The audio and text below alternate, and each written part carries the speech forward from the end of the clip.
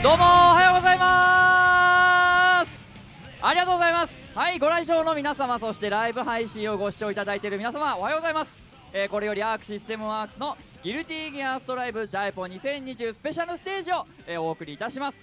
今回進行役務めさせていただきますアークシステムワークスの小沢陸と申します。よろしくお願いします。ありがとうございます。ありがとうございます。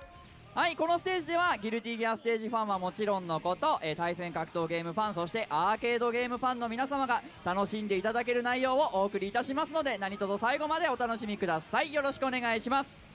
さて、ギルティギアとくればこの方々をお呼びしないわけにはいきませんね。はい、皆さん拍手でお迎えくださいね。アークシステムワークスゼネラルディレクター石渡大輔、そしてディレクターの片野明です。どうぞ。おはようございます。おはようございます。声が出てる、朝から声が出てて、はい、よろしくお願いします。ではお二人自己紹介の方お願いします。はい、じゃあ僕から。はい、アークシステムワークスギルティギアストライブ開発ディレクターの片野明です。本日はどうぞよろしくお願いいたします。はい、よろしくお願いします。そのノリについていかなきゃダメ。ダメです。ダメはい、元気よく。はい、アークシステムワークス、ゼネラルディレクターの、ギルティギアシリーズの監督を務めております石渡大輔です。よろしくお願いします。はい、よろしくお願いいたします。別に声は合わせなくて大丈夫ですからね。あ、そうなの。そうですそうなの。貼っていただければね。はい、というわけで、まずはですね、ギルティギアシリーズのご説明からいただければなと思います。よろしくお願いします。はい、わかりました。では、スライドの方お願いいたします。ドン。入りましたね。ギルティギアシリーズ世界中のファンの皆様から、ご支援いただきまして、シリーズ20周年を突破しました対戦格闘シリーズとなっております。これまでに対戦格闘ゲーム以外でもですね、20タイトル以上、そんなありますかね。わかんないね。はいですねの作品を展開させていただいております。はい、そして次のスライド。そしてシリーズ最新作ギルティギアストライブ、現在開発中となっておりまして、これまでを凌駕する大迫力のアニメーション演出、まるで手掛けユニット見まごう 3D ビジュアルを実現。シリーズファンのみならず全てのアクション系プレイヤーに捧げるアークシステムワークス渾身の一作として、現在2020年秋以降発売稼働予定として開発を進めております。渾身の一作ですよ、石渡さん。もうそのノリでただ読んでるだけっていうのがすごいね。あ、そうです目の前に開始モニターがね。はい、だけギルティギアストライブの魅力を本日お届けしたいと思います。よろしくお願いいたします。よろしくお願いします。さて、ただ言葉で言うだけじゃ面白みがないということで、既存のものではございますが、まずはこちらの PV をご覧ください。お願いします。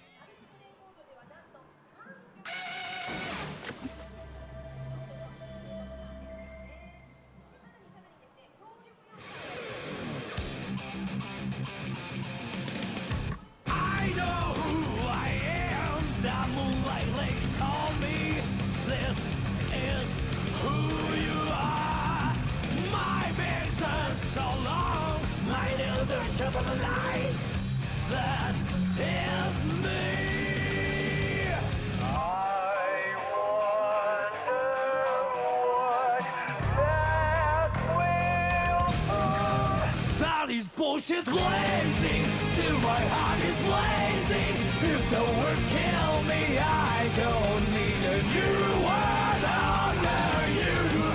Can't feel a thing. We already know the smell of the game. Remember, you are blazing, still your heart is blazing. If the world made you, I don't need a new world under you.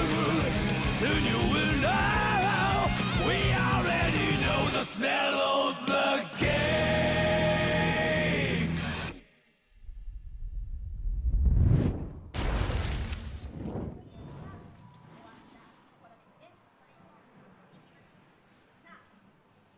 というわけで、はい、音がいいですね。はい、そうですね、大迫力ですね。普段こんな音で聞かないですからね。そうですね、なんか空気揺れる感じで。ははいい、はいというわけで、ギルティギアストライブの PV 流させていただきました。本日はこちらのギルティギアストライブを我々と、そして特別ゲストの4名をお迎えして、魅力を語っていきたいと思います。はい、というわけで、本日はこのギルティギアストライブ、この APM3 版ですね。はい、オールネットプラスマルチバージョン3版を使ってですね、エキシビションマッチの方を行ってまいりたいと思います。ということで、この後ですね、ギルティギアシリーズの猛者の方々を、お招きしておりますので、早速本日のスペシャルゲストの皆さんにご登壇いただきましょう。まずはこの方、心を折る一撃を守りの匠 FAB。 使用キャラクターはポチャムキン。続いて打倒 FAB に燃える男ロイ。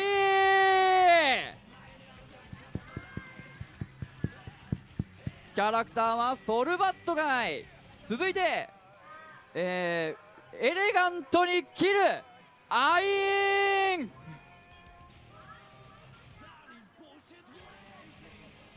使用キャラクターはカイキスク。続いて国内最大級大会エボジャパン覇者サミット。使用キャラクターはチップスタッフ。こちらの4名で本日エキシビションマッチを争っていただきます。ということでまずはお一人ずつ、本日の意気込み、語っていただければなと思います。よろしくお願いいたします。はい、どうも FAB です。ギルティギアではね、もうポチョメキン使っていて、知ってる人は皆さん知ってると思いますけども、私もギルティギア歴20年になりますんで、新作もね、ギルティギアらしさ、そしてストライブらしさを出していきたいと思います。よろしくお願いします。はい、ソル使いのロイと言います。新作のストライブはかなりギルティギアっぽく仕上がってると思うので、主人公キャラのソルも力強いプレーを見ていただければと思います。よろしくお願いします。はい、どうも貝使いのアインです。このゲームちょっと触らせていただいて、貝すっごいかっこいいなと思ったんで、今日はそれをうまく伝えられたらいいなと思ってます。よろしくお願いします。チップ使いのサミットです。俺も長年チップ使い続けてますけど、今作のチップはかなり本当かっこいいキャラになってるんで、そのかっこよさを見せれたらいいなと思います。よろしくお願いします。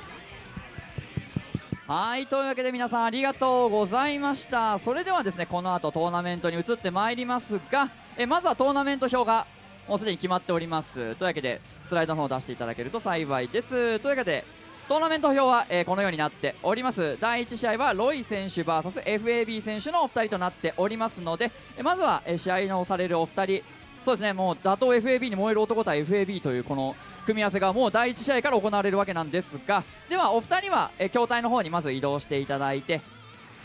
残りのお二人は、一旦観戦席そちらの方でお座りください。はい、というわけでこの後試合が、展開されるわけなんですけれども、今回のルールについて簡単にご説明させていただければなと思います。今回のルールなんですが、1試合2ラウンド制の2試合選手で進行してまいります。いわゆる2先というやつですね。はい、実況は私小沢が担当し、解説は片野ディレクターにご協力をお願いしたいと思います。はい、お願いします。よろしくお願いします。石渡さんはガヤとかですかね。そうですね、石渡さんも適宜適宜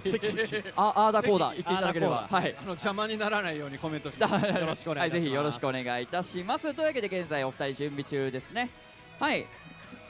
さあロイ対 FAB、はい、このお二人並々ならぬ因縁があります。そうですよね、はい、ロイさんといえばですね、ロイ選手といえば打倒 FAB です。なるほど、もう言えばなんですね。自己紹介よりも、はい、FAB 選手をいかに倒したいかという確かにその宣伝活動にね、日は注力しているはいところなので、これも開幕から因縁の組み合わせ。なるほど、これ結果はすごい楽しみですね。はい、でこれ事前に皆様にはもうプレーをしていただいてるんですね。はい、その通りです。はいこちらの4名様にはですね、事前に2日間、先々週行われましたエボジャパンの私有バージョンと同等のものを2日間練習していただきまして、はい、それをと言っている間にさあ準備が整いました。皆さん盛り上がっていきましょう。盛り上がっていきましょう。さあというわけで 1P 側がロイ 2P 側 FAB では試合の方を見てまいりましょう。エキシビショントーナメント第1試合、まずは開幕攻めていくのは FAB。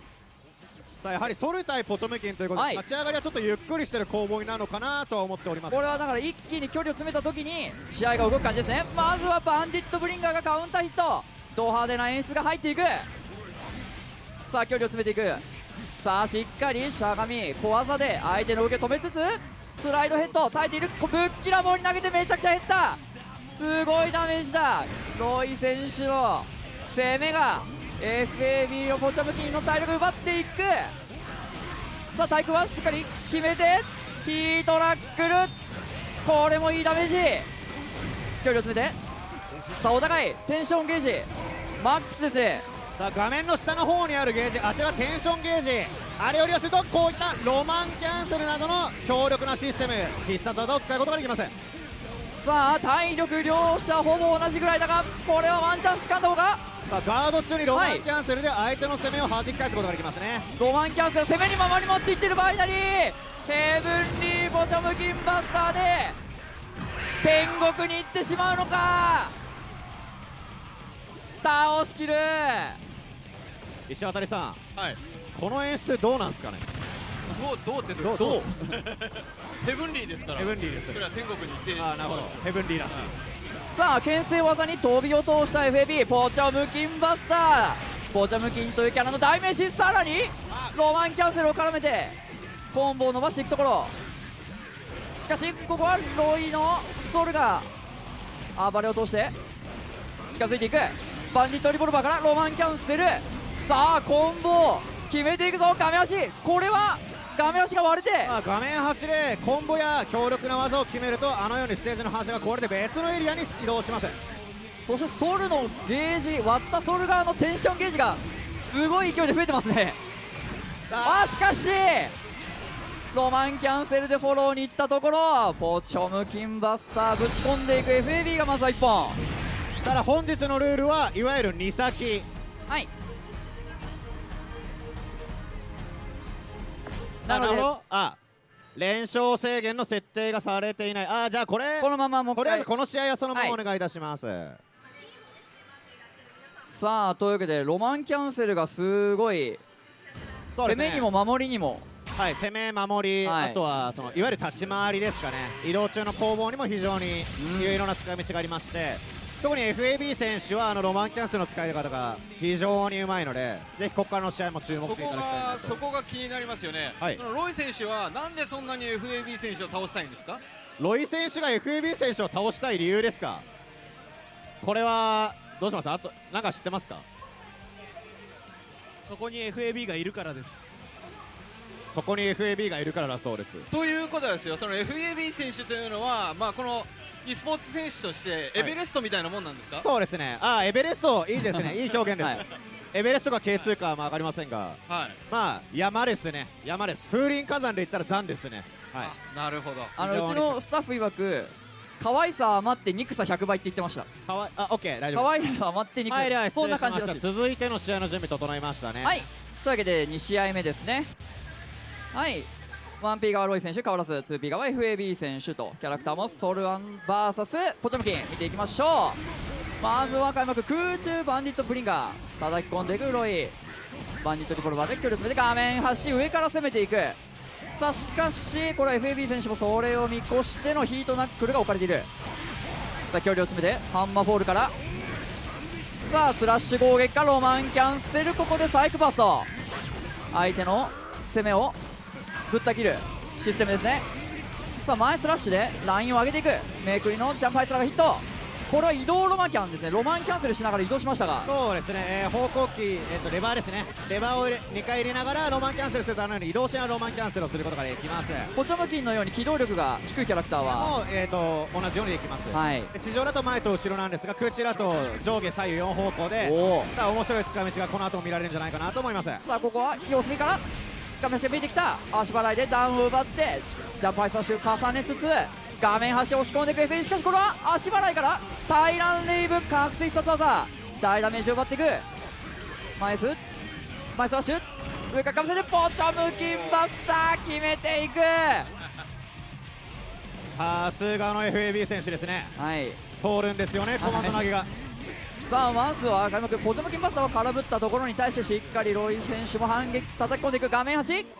さあ再び割っていく。さあここからのロイ選手のゲージの使い方注目。はい、って言おうとしたら FAB 選手の匠のしゃがみ P がそうですね、しっかり守りに回していく。さあそしてやはり FAB 選手といえばこの白く光る直前ガード、今回もさえ渡っている。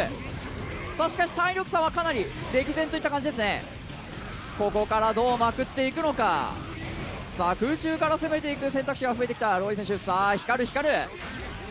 相手の攻撃をギリギリでガードするとあのように体が光る直前ガードなんですが FAB 選手の直前ガードの成功率、さあ20年間伝説のレベルの直前ガードが、さすがの守りの匠といったところでしょうか。ステッチをさあしっかり怖さで相手の動きを制しながらスライドヘッドステッチを体育相打ち。さあ体力なかなか分からなくなってきたぞ。ポトムキンバスター1回でひっくり返る体力だが上からかぶせて画面足背負っているボルカニックバイパーガンフレームボルカニックバイパー。さあ取り返すロイ3本目やはり上からバンディットブリンガーバンディットブリンガー。さあ立ち合いスラッシュがカウンターヒットしてド派手な演出が入る。カウンターヒットバンディットリボルバーバンディットブリンガーと必殺技をうまく使って攻めていくダーストアタックがヒット。タッチ系タイプロマンキャンセルからしっかりつないでいく。画面端が割れてテンションゲージが自動増加。これは美味しい展開はロイ。しかしハンドボールカウンターヒットからここでサイクバーストなんとか切り返す。上からかぶせてしかしガードがさえている。これは怖すぎる。画面足さあ様子見これ一旦距離を置くがしっかり距離を置いたところにハンドボールだがバンディットブリガーカウンター最後はバンディットリボルバーで画面端。さあこれで 1-1、はい勝負の行方は3試合目に持ち越しですね。さあこれも1回抜けるかな。そうですね1回抜けちゃってもらって、さあというわけで今 1-1 ですがせっかくなので選手にもちょっとどうですかね今の試合見ていかがですかサミット選手。そうですね、お互いかなり自分のキャラの強みを生かしてて触ってみた感じロイさんのソルは空中で出すブリンガーがかなり強いんで、それを起点にして触るっていう方法を選択してますね。かなりゲージも有効的に活用できてますしで FAB 選手は結構ロマキャンを使ったスライドボチョバスをさっきもやっててかなりシステム面をうまく使ってます。ロマンキャンセルの出始めを必殺技でキャンセルすることができるんですが前々移動ロマンキャンセルの出始めをさらにポチョメキンバスタでキャンセルすることで滑りながらポチョメキンバスタが出せる。さあ非常にマニアックなテクニックなんですが FAB 選手しれっとやっておりますね。はい、そうですね画面上ではちょっと分かりにくいかもしれないんですけどすごい高度なテクニックをこのお二方やっているということですね。はいまあその辺もちょっと注目していきましょう。じゃあちょっと準備整ったようなので、試合の方最終戦ですね。はい、1-1で迎え3試合目たお願いいたします。因縁の対決、これちなみにさあロイ選手がはい緑のソルを使ってるのはこれも FAB 選手を意識してるとかそういうわけではないんですね。多分そういうわけではないんですが FAB 選手普段は赤色のポチョムキンを使っているんですが、はい、先ほどちょっとお話伺ったんですがFAB 選手が赤色のポチョムキン使っているから僕は普段赤い服を着れなくなったんですってちょっと怒ってました。ああなるほど。なるほどなるほど納得されたところです。ここはまずはお互いポチョムキンバスターからさあ体力半分近く奪ったところで画面端背負わせる前レバー前入れ系アタックからここはロマンキャンセルロマンキャンセル足払いからボルカニックバイパーダメージ十分。さあ上から攻めていく。さあガンガン横押し決めていくのはロイ選手だがロマンキャンセルでうまくフォローして飛んだところにヒートナックル。しかし今回空中ガード空中ガードはできるんですがリスクレベルがもりっと溜まって、はい次に来る攻撃が大ダメージになってしまう状態で目の前に落ちてくるという性能です。なるほど。さあ対空のレバー前入れ P 特殊技しっかり落としてヒートナックルまで決めていく。これで FAB 選手リーチリーチですね。さあ打倒 FAB になるかロイ。まずは開幕ポチョムキンバスターが襲いかかってくる。しかしここは飛んでいたので難なく追える。さあまずは上から行くと見せかけてまずは様子見タッチ系ジャンプキャンセルしっかり画面足押し込んでさあ刻んでいくが上を飛び越えていく FAB が逆に画面端を背負わせる。マイケ FDB マイケ FDB 大ダメージ5ヒットでこのダメージ。さあライトリードボルテックス絡めてしまった。バーストガードからのポチョムキンバスター勝利したのは FAB。でも終わった後に硬い握手を交わしまして、はい、はい、とてもいい光景。はいありがとうございました。いい試合でした。じゃあちょっと筐体の設定を変更しつつ、はい続いての試合のサミット選手とアイン選手はじゃあとりあえずは台の方向に、そうですね、はいはい、はいこちらにお越しくではおださい。先に移動していただきましょう。準備お願いしの方よろしくお願いいたします。じゃあその間に準備中なのでロイ選手と FAB 選手に、じゃあまずは勝った FAB 選手から一言。練習中はロイ選手が結構ポチョムキンバスター食らっててくれたんですけども、やっぱ大会になると集中が半端なくて全然当たらなかったですね。その代わりこっちも前に出たりとか崩しの部分がガードできたりとかできたんで、なんとかゲージ差で頑張れたかなという感じですね。ありがとうございました。じゃあ敗れてしまったロイ選手、非常に悔しい胸中だと思いますが一言。悔しい正直めっちゃ減りますね、ポチョムキンバスターね。もう本当に後で聞きたいなっていうぐらいいやーでも、2日間触らせてもらった時には結構FAB さんになかなか近づけないことも多かったんですけど、空中ブリンガーとかそれは強い技が多いんで、そこを出せたのが良かったかなとは思います。でも悔しいんでね、ちょっと早めに出していただけませんかねはいありがとうございます。はい、ありがとうございます。はい、ありがとうございます。筐体設定の方済みましたので、続いての組み合わせですね。はい、はいでは次のスライドが映りますかね。来ましたね。はい、1P 側がアイン選手対するはサミット選手の2人の試合になります。キャラクターはカイ VS チップという組み合わせですね。左側カイケスク、はいギルティギアシリーズのもう一人の主人公とも言えるようなキャラクター、スタンダードキャラクターとなっております。対する 2P 側チップ忍者ですね。はい、さあ今回非常に忍者らしさおが上がっていますが、はい、さあこのカイ VS チップ、スタンダード VS スピードキャラ、うん、そういった感じの攻防になるんではないかなというふうに思います。はい、気になりますね。さあ現在準備を進めていまはい、すね。準備中でございますということで、このお二方は普段から対戦されてるんですかね。そうですね、はい、基本的にこの4人の方は、今はもうずっと、現行作ギルティギアエグザードレベル2で、はい、もうバシバシ切磋琢磨し合ってる4名となっております。はい、もともとはサミット選手とロイ選手が九州出身で、という話をしようとしたら準備が整ったようなので、では試合の画面の方を映していきましょう。はい、お願いします。九州出身の話もうちょっと聞きたいです。なるほどそうですね、九州、北陸、関東という4名ですね。今はもう皆さん関東に引っ越してきていますが、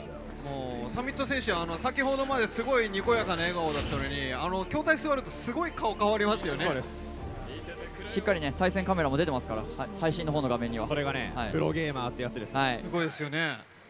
さあというわけで試合の方が始まりますね。 1P 側回帰スクール、 2P 側がチップス7分では見ていきましょう。さあまずは両者様子見が対空しゃがみ入ったらしいヒット。さあエンクですが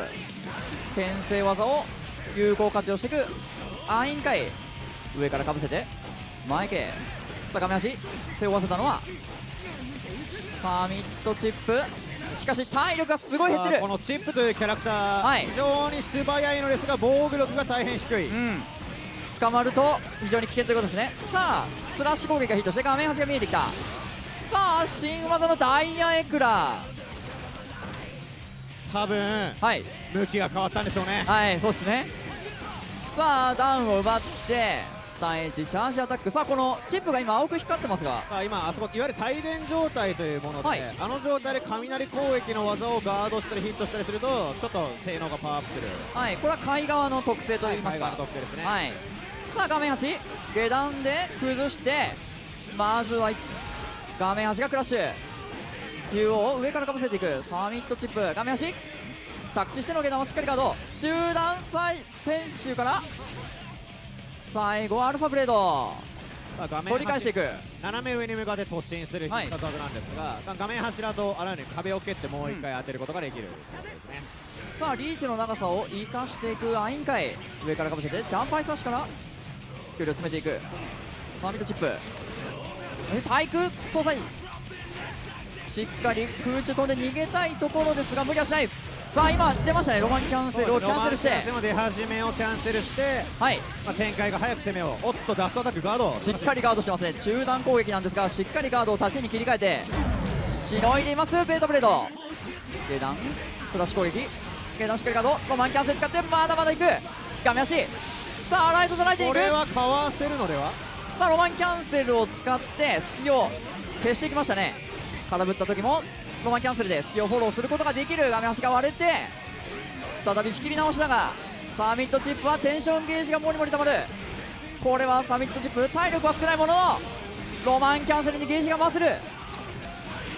サイクバスターお互い打ち切って出し切った状況。どうする対空。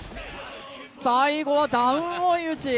や冷静なはいエバイレパンチの対空がヒットしましたね、はいまず1本取っていくのはアイン選手。さあ筐体設定変えたので再戦できるかな、そうですね。さあテンポよく2試合目が始まりました。遠距離からさあダッシュの速さを生かして一気に距離を詰めたのはサミットチップ。ジャンプハイスラッシュサイクバスト切り返していく。アイン回牽制のタッチハイスラッシュがヒットしてしっかり確認からつないでいく。遠距離エースタッチハイスラッシュスタンディッパーとさあお手本のようにまさにエレガントな立ち回り決めていくアイン回。ダウンを奪って3-1スタンジアタック。これはガードのロマンキャンセルからこれは再びライトのライトニング空振っている。反撃のチャンスになる。距離を詰めて様子を見ながら上から攻めていく。画面端ロマンキャンセルからしゃがみハイスラッシュからアルファブレードさあ割れてバックステップに対してスタンディッパー確認。ロマンキャンセルから新技を絡めて画面端に押し込んでいく。アイン回立ち合いスラッシュカウンタータッチピータイク怖さが効いている。拾ってアルファブレードおしゃれなコンボ。画面足が見えてきた。体力両者ほぼ五分中段。しかし前に歩いている。ロマンキャンセルから最後はマイケー。あれ勝ちたいマイケーってやつですね、はい勝ちたいマイケーってやつ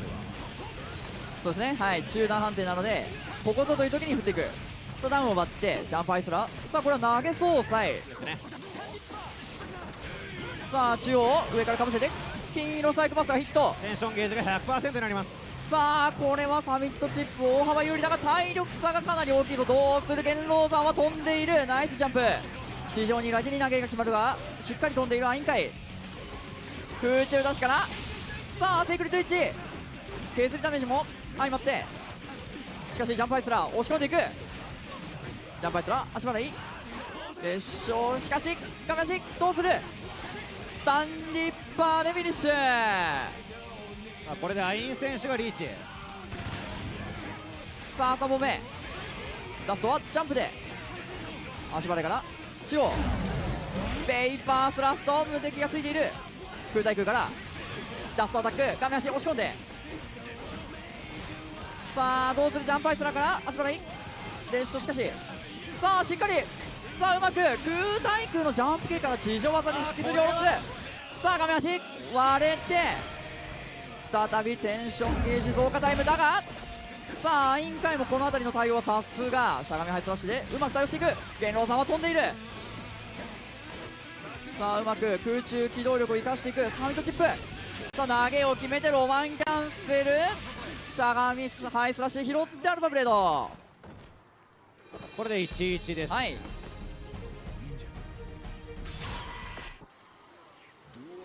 最終セットですね。見ていきましょう。開幕足払い読み勝ったか。サミットチップ画面足決勝から空対空狙いつつ固めていく。さあリスクレベルが上がってきたぞ。ダストが当たる。さあカウンターヒット時にこの専用演出に行きますがここはサイクバーストを使ってなんとかしのいだアイン回。ジャンプアイスラーかぶせて小6歳ロマンキャンセル攻めを継続していく。画面足空対空は相打ち足払い置かれている。チャージアタックから対空のマイピーサミットチップのサイク。さあこれは相打ちから再び足払い3エッジチャージアタック。ダストは飛んでいるがここはしっかり隙をフォローする。サイクバストしのいでバックステップに引っかかる。空対空うまくつないでいく。うますぎる。さあこれが新生チップドライブのチップといったところでしょうか。画面足さあゲージも使ったが世界一周しガンガン増えましたね。両者相打ちの足払いから空中戦ロマンキャンセルを使ってうまく逃げていく。走り込んで対空のマイピー素晴らしい反応。だんだんはい動きが良くなってきてる感じがあって、そうですねエンジンかかってきましたね。温まってきたって感じですね。さあしゃがみ配送して1画面8、ベイパースラストでなんとか切り返すアインカイ、近距離ですがヒット、足払い上からかぶせて位置も入れ替えつつ対空から拾い直している画面8、さあ割ってダメージが半分近い、これは美味しい状況。さあアインカイのチャンスになる、うまく中距離から攻めていく、しかし捕まって位置入れ替え、アドリブが効いている、ジャンプダスト攻撃で割って、しかしアインカイ対空走り込んでライド・ザ・ライトニング、どうだ、倒しきる。これでファイナルラウンドダブルリーチ。さあ勝つのはどちらだ。空中戦から上から行く対空相殺したが、その後のジャンプ配送の2段目が当たって元老山をしっかりジャンプ、さあ走り込んでジャンプ配送端に押し込んでいく前系、元老山は飛んでいる、元老山がね当てたいが当たらない。さあベイパースと走り込んで、元老山からのあんなに練習したコンボになってしょうがないがさあガードロマンキャンセル、足払いから列車、おわ空中ラッシュ鋭い、これはありますよ、これありますよ、ゲージめっちゃある、だから列車6歳まだ残る、あるある、全然ある。ペイパーストラスト亀足、これはさあこのゲージどう使う、これ当たるとおおスタンディンバカーッとめり込んでいたか、ロマンキャンセルからうまくフォロー、さあしゃがみ毛から足払いダウンを奪って亀足、これ一発当たると思いますよ。どうだ、バチャイ立派移動ロマキャンからしっかりコンボ決めていく。勝利したのはインカイ、おめでとうございます。さあというわけで、いやイン選手の弾力さすがでしたね。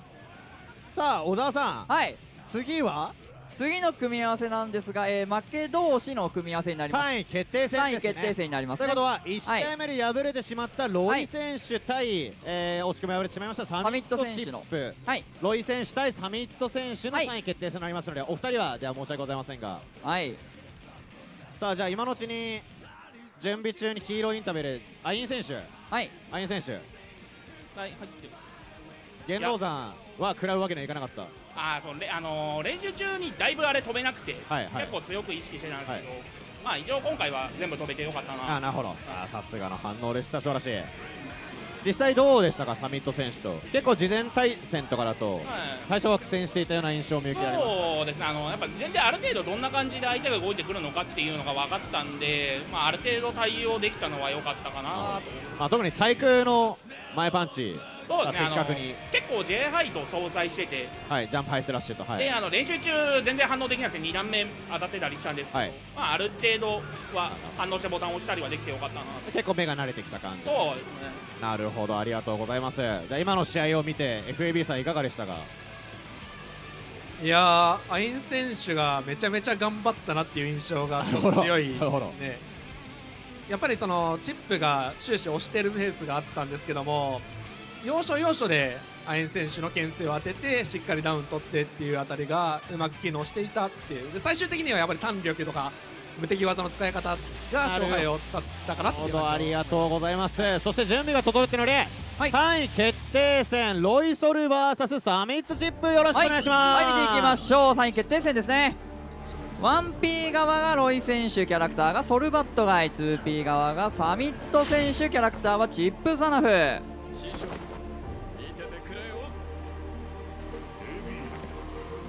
さてこの組み合わせ、はい、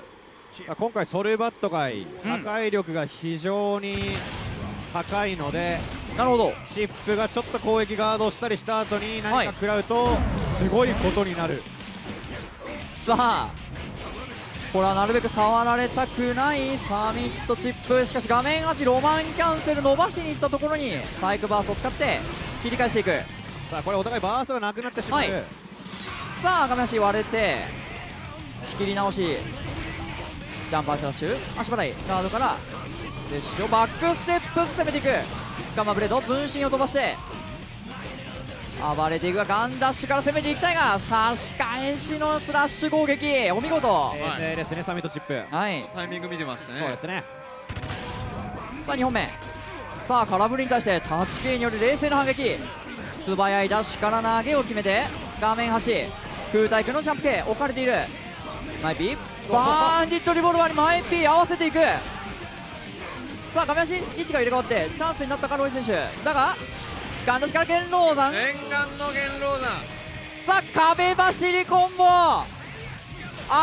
忍者だ手裏剣で割っていく、おしゃれすぎるこのコンボ、将来から拍手が漏れる。素晴らしい。これが新生スーパーチップ。さすがサミット選手も笑顔が出ましたね、はい、手裏剣で割ってやったぜっつってさあ華麗にまずは1本取っていくのはサミット選手では2本目見ていきましょう。さあやはり空中バンディットブリンガーを積極的に使っていくロイソル、画面中央バンディットブリンガー、バンディットブリンガー、さあおもむろにリボルバーも出して3つ、しかししゃがみ入ったしからしゃがみ浮かせて空対空ジャンプ系から拾っていく、ベータブレードに切り替えていく、アドリブがしっかり決まってタッチ経験性走り込んで端を背負ってしまったがどうする、リボルバー、さあ今回ガンフレームのフェイントを使ってうまくフォローしたが暴れ落としていく、移動ロマンキャンセルから前ハイスラッシュ暫定ローが、さあかっこいいぞ。ただソル側のゲージがはい満帆ですね。これはどう使うか、このゲージナイトリードボルテックス空振りに走り込んでの投げ、リーチをかけていくのはサミットチップ、ダッシュで抜けていくが、これはリボルバー前 P リボルバー開幕半分持ってかれたとチップどうする。さあしかしさあ列勝押していく、もつれたところはしゃがみ S 画面足押し込んでガンフレーム空中からのバンディットブリンガー、さあテンポを変えていくがしっかり位置が入れ替わってバックステップバンディットリボルバーロマンキャンセルしゃがみハイスラッシュブリンガーからリボルバーつながらないが、さあちょっと痛い、さあ位置が入れ替わってダスアタック届かない、タッチ系重なっていない、アルファブレードからコンボがつながっている、さあなんだバンキ滅災、さあしっかりコンボ叩き込んであっという間に追いついたがバイパーからしっかり倒しきる、これで1-1。サミット選手がしゃがみエースはい牽制として使ってるんですが、ロイ選手がバンデットリボルバーを生でぶち上げて対策をしていくっていう。そうですね。さあ読み合いがすでに回っていますこの2人。タッチハイスラッシュカウンター、これはたまらず。そうですね、サイクバストちょっと大変まずいんですが、はいさあこっそりチップのガーマブレードの分身が蹴られて、そうですね、はい、分身殴られると止まってしまう。カウンターヒット、ダメージ食らうからダメージ食らいます。そうですさあ前ハイスラッシュから S で拾って割れて吹き飛ばしてからのどうする、クルダイク狙いつつロマンキャンセルから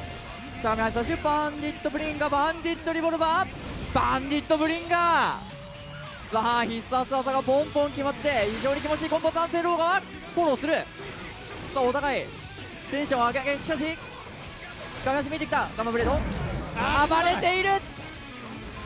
ガンレブロマンキャンセルから拾いきれないが前 P が最後はしゃがみの S がヒット。さあ取り返したロイ選手、そうですね 1-1 です。もつれますね。もつれます、はいちなみにもう先に言っておきますけど、今日はもうブックとか台本とかそういうのはもうなんもないです。はいなんもないです。これをやってほしいとかも一言も言ってないそうですね。ガチでやってくれと、はいただ一言だけ伝えています。さあラストは届かず、バンディットブリンガーからボルカニックバイパー、ボルカニックバイパー、さあ対空積極的に振っていく、足払いから画面端攻めていくのはサミットチップ、ガフィラ列勝前ハイスラッシュ画面端を割って、さあテンションゲージがマックス、中段からロマンキャンセルバーストアガードを読んでいる、しかしミスってしまって、さあぶっきらぼうに投げる狙っていったがここは飛んでいるサーミットチップ、画面足ロイソルがなんとかしたいが空振りに対してしっかり反撃。いやあるいは空振りじゃなくて、そのタッチハイスラッシュに対してチップの前パンチで、あなるほど、上半身無力と言わず、はい高めの攻撃をかわすことができるんですが、それをおわ今のそうですね、今のは差し込みですね今の差し込み使い分けている。さあジャンプハイスラッシュから列勝暫定ローが覚醒必殺技決めていくサミットチップ。立ち系で相手の動きを潰していく。ノマンキャンセルパンディッチ、失礼、ボルカリバー見えていたが、ここはバスト空対空両者狙いつつ列勝6歳だがガンフレーム。さあまだセンターと投げのスカリに対して反撃、相打ちだがすげえ減った。最後は立ち系起き上がりにしっかり押している。勝利したのはサミットチップ。おめでとうございます。はい、サミット選手おめでとうございます。では、今試合を終わりましたサミット選手とロイ選手上がっていただいて、アイン選手と FAB 選手は決勝戦の準備をお願いいたします。はい、お願いいたします。はい、では、勝利しましたサミット選手いかがでしたか？いやようやく見せたかった元老山ロマキャンからのコンボがね、手裏剣でね、もうあれを見せたくても元老ひたすら狙ってましたよね。アイン選手に華麗にかわされて、そうなんで避けてんだよっていうまあああいうかっこいいコンボですもからね。ああいうかっこいいコンボもあります。はい、なるほど、ありがとうございます。じゃあ惜しくも敗れてしまったロイ選手、あれだけは食らわずと思ってたんですけどね。はい。ソルは本当に技が強いのでそれ中心にちょっと立ち回ったんですけどなかなかうまくいかず、また頑張りたいです。はい、はい、ありがとうございます。はい、ありがとうございます。途中からサミット選手の前パンチがだいぶ機能してる感じの印象ありましたね。こう最初ロイ選手は立ちハイスラッシュとバンレットリボルバーでこう低めの攻撃を潰しつつリターンをみたいな感じだったんですけど、途中でサミット選手がレバーレ P に攻め切り替えてからちょっとソル側がやりづらい感じになったのかなというイメージがありましたが、実際地上での攻防どんな感じですかね？結構リボルバーを狙われるとリターンが高いんで、まああれ潰すためにマイ P やろうかなっていう感じで出したんですけど、多分足払いやられてたら俺が負けてたのかなっていう。なるほど、といった攻防が繰り広げられてるんですけど、石渡さん何そろそろなんか喋りませんか？いやまあもうねお二人準備できてもうはい準備できましたか？いやいや、どうぞ。差し込む隙間がない。いやなんかとりあえずここにいる皆さんには事前に練習していただいてるんですけれども、それにしたってそんな別に長い時間やってるわけじゃないじゃないですか。まあ2日です。私有と私有以上の日数は絶対触らないという感じで。そうじゃないですか。もうそれでここまで動けるっていうのが単純にやっぱりこの選手たちのポテンシャルっていうものに驚かされるなと。はい、ありがとうございます。そしてでは決勝戦、はい FAB ボトム対アイン会大沢君よろしくお願いいたします。はい、じゃあ見てまいりましょう。と言ってる間に画面端が割れてスタート。さあアイン会が体力大幅リードでまずは1本目有利に進めていく FATB。 そしてこの飛び道具を反射するとっていってるところにヘブンリーポチャムキンバスター。さあ天国にご招待しつつ戻ってくる。体力追いついた。まあ安く済みましたね。はい、今のね。しかしヒートナックルの空振りに対してライト・ザ・ライトニングエレガントに叩き込んでいくアインカイ、走り込んで投げロマンキャンセルからしゃがみハイスラッシュ。さあ2本目 FTB 画面端に押し込んで FAB ポチャムキンのチャンスが来るがしっかり下をくぐって足を背負わせたアインカイ、ガードから反撃を試みるがここはハンマーフォールで耐えていく。さあポチョムキンがじわじわと近づいてくるベイパースラストをガードしている。ポチョムキンバスターが決まって体力ごっそり心折る一撃。さあしかし下段から画面端背負わせたアインカイ帯電させてダストは見えている中段攻撃なんですがしっかりガード方向を切り替えてバーストに対してライトとライトニングだがこれはバーストが競り勝ってスライドヘッドハンマーフォール距離詰めてハンマーフォールからしゃがみハイスラッシュ取り返していく。11さあ新技を使って地上に引きずり下ろしていくのはアインカイ。スライドヘッドダストアタック中段攻撃。そしてしゃがみ P で暴れて前傾がヒット端が見えてきたがここはラインを押し返していくアインカイ。対空ヒットよくあそこでしゃがみ入ってます。さあ端が見たしかしガードが冴えている。遠距離レース立ち上げスラッシュ空振ってフォローするこの判断力 3H からのさあ逃がさないアインカイしのぐ FAB だがロマンキャンセルからしかしここは画面足割りたかったがうまく割ることができなかったか。 FDB 空振りに対して突き刺さるスライドヘッダー相打ち OK。 外眼高い。さあ残ります。さあすげえ来るぞ。さあ無理やりラインが上げられた。しゃがみ系から背負わせて下段ガードロマンキャンセルでフォローしてジャンパースラッシュヒロサイクマスターガードしている。さあお互いガードが冴えているがどうなるんだこの試合。ロマンキャンセルからダースト見えている。見えすぎ。あれ見えてるんだよね本当に。はい今作のダストアタックはですね、過去シリーズと比較して非常に発生が早くなっているんですが、はいはい、ガードしますね。ガードしてますね。今全部ガードしてます。全部ガードします、はい。さあしかし制しているのはアインカイ。2試合目見ていきましょう。飛び道具に対してメガフィストで避けつつダメージを負わせていく。上から攻めていく。さあここはうまく小技を使って画面端を脱出したアインカイ。追い込まれた FAB ポチョムキンだがジャンプスラッシュから足払いロマンキャンセルしゃがみハイスラッシュメガフィストいいダメージ。ガードクラッシュ技から最後はジャンプエース。さあポチョムキンがボーンって、なんか火を放つ、新技かっこ技名見て、ガードさせることによって、リスクレベルというパラメーターがぐわっと上がって次に当たる攻撃が大ダメージになります。えらいことになってる。えらいことになってる。これは前ハイスラッシュ割れた。さあ体力大幅リードは FAB ポチョムキン。しかししゃがみハイスラッシュがカウンターヒットしてタッチピンしゃがみ系足払いから新技かっこ技名見てからの投げてスタインチャージアタック怖い外眼タ。しかしここがガードしのいでいる。ペイパースラストは間に合っていない。ポチョムキンバスター流れるような攻め。アイン選手がポチョムキンバスター食らうためにロイ選手が敬礼するんですよあの敬礼はそういう文化かなんかがあるんです。さあ11もつれて最終戦ですね。これに勝った方が勝利優勝ですね。さあ小技の対空素晴らしい。投げてステージ中央刻んでダイヤエクラスライドヘッド空対空から画面足ポチョムキンバスターわずかな空振り見逃しません。FAB ポチョムキンが体力追いついた。 3H 回転状態だがどうする。相打ち OK 拾っている。ここはサイクパスト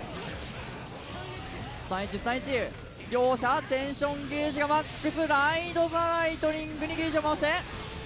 画面端終わって、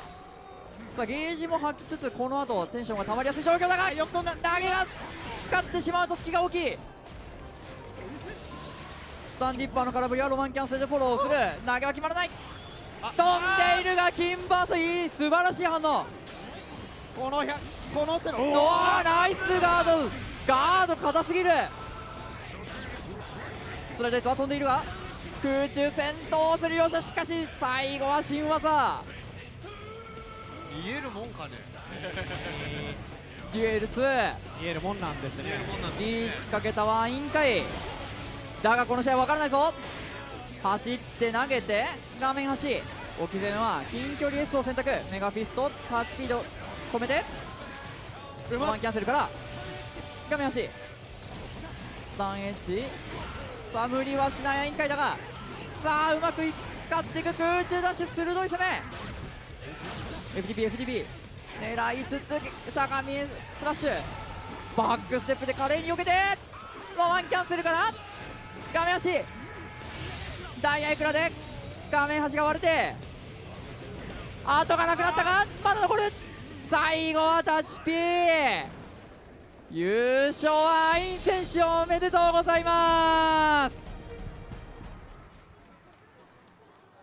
はい、ではステージ上がっていただきまして、では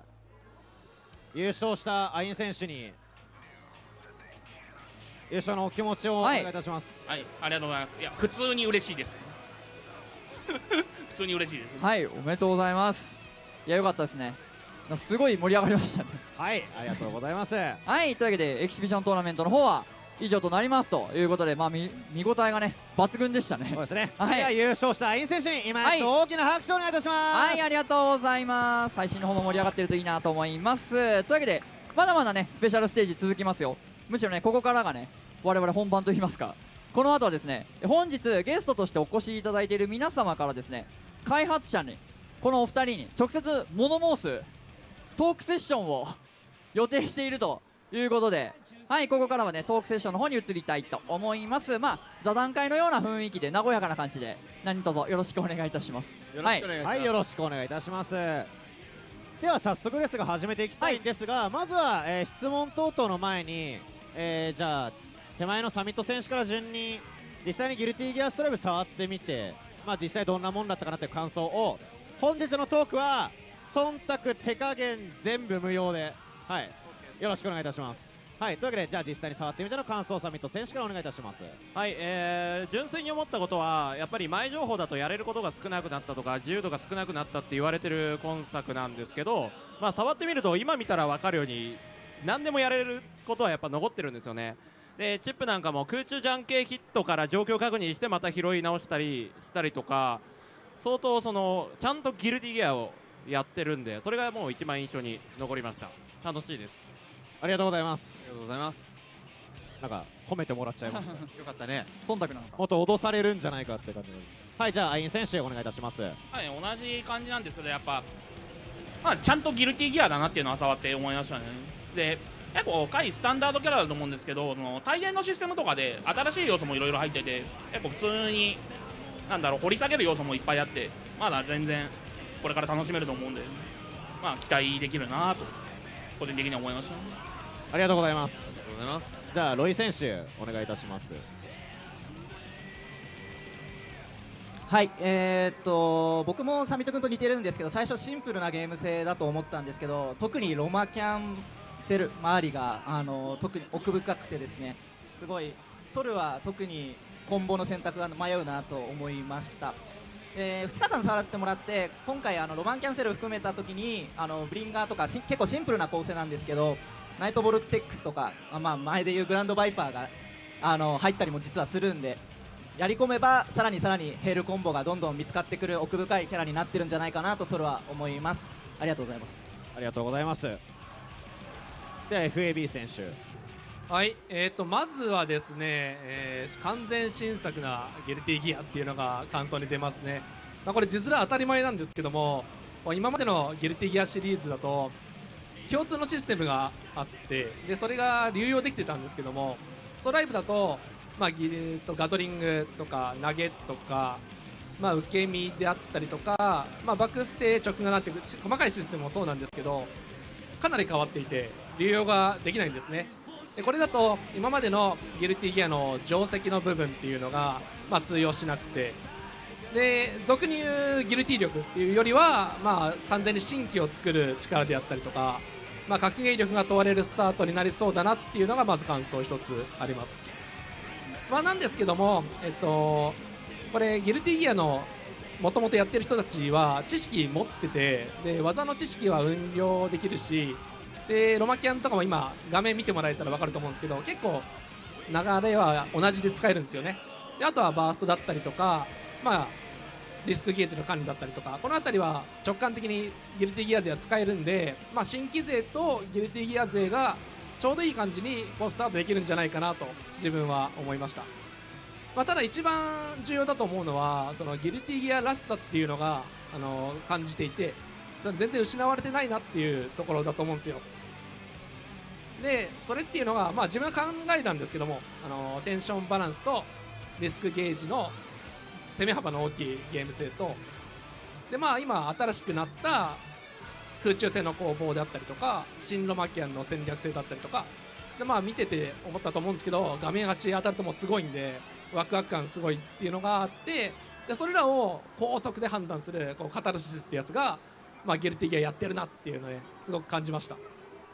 高速判断のカタルシスが、FAB さんが言うところのギルティギアらしさなんではないかっていうふうに。そうですね、自分の中ではそれがギルティギアらしいと思ってるんで、それを強く感じれたで楽しいなと思ったんですよね。なるほど、ありがとうございます。じゃあ今ギルティギアらしさっていうワードが出たんで、じゃあ逆に今回は FAB さんからこっちに手前に戻ってくる感じで、まず一番最初にギルティギアらしさ、おのおのの思うギルティギアらしさとは何かっていうのを順番に聞いていきたいなと思うんですが、ロイさんギルティギアらしさって何だと思いますか？僕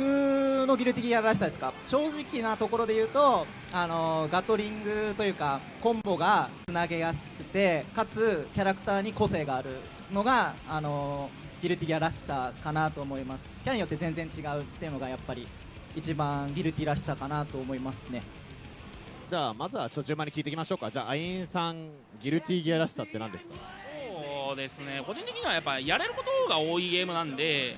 同じキャラクターを使っててもその人によってやることが全然違う、置き攻めのパターンだったり、コンボ一つ取ったりで、だからそのプレイヤーの色が出るのはらしさの一つかなと個人的には思ってます。はい、ありがとうございます。じゃあ最後にサミット選手。私はやっぱり自由度と動きの幅の広さ、かなり画面を所狭しと動き回ることができて、そのプレイヤー次第で本当に何でも自由にできるっていうところがギルティギアらしさなのかなって思います。なるほど。じゃあまあこの後は本当は皆さんに手を挙げていただいて質問して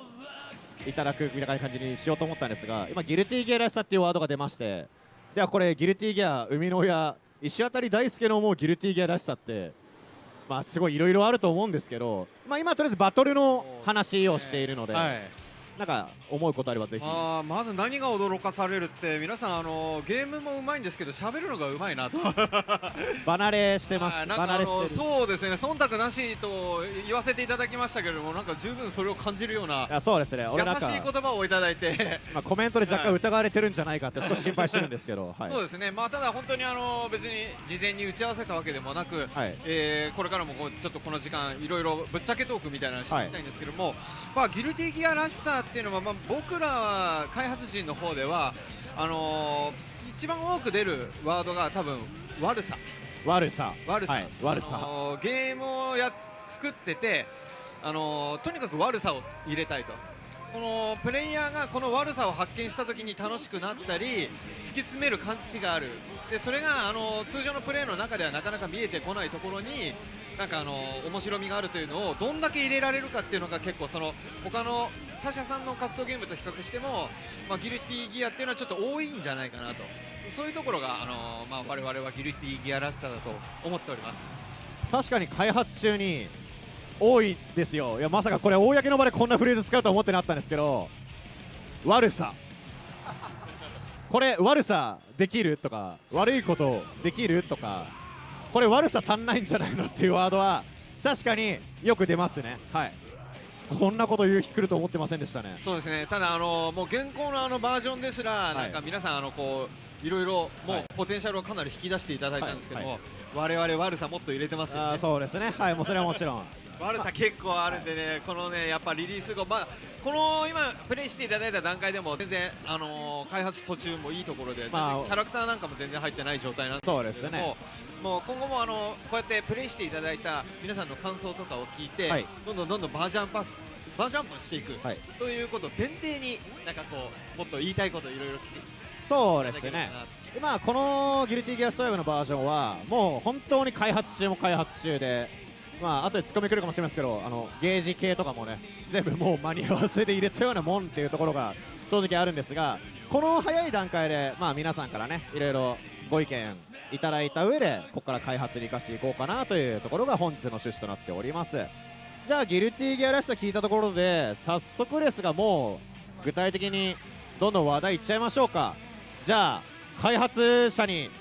物申したい、聞きたいっていう方挙手をお願いできますか。みんないや FAB さんが一番早かったです。早かったね、早かったです。